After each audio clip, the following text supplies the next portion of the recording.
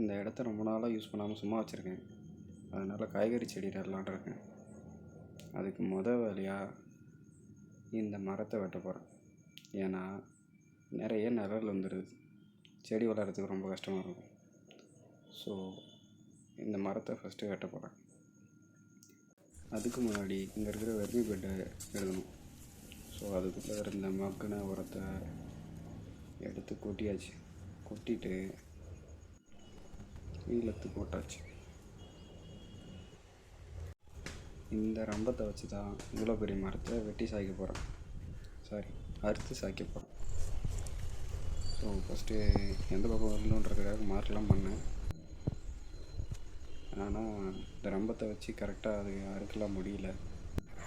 கோடாரி, கத்தி இதெல்லாம் வச்சு வெட்டி பார்த்துட்டேன், ஒன்றும் அசரலை.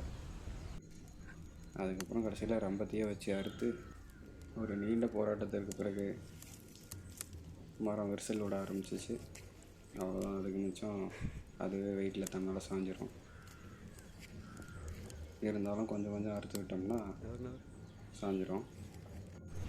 கடைசியில் தான் சாஞ்சிடும். கிட்டத்தட்ட 1 அடி அகலம் இருக்கும் அதோட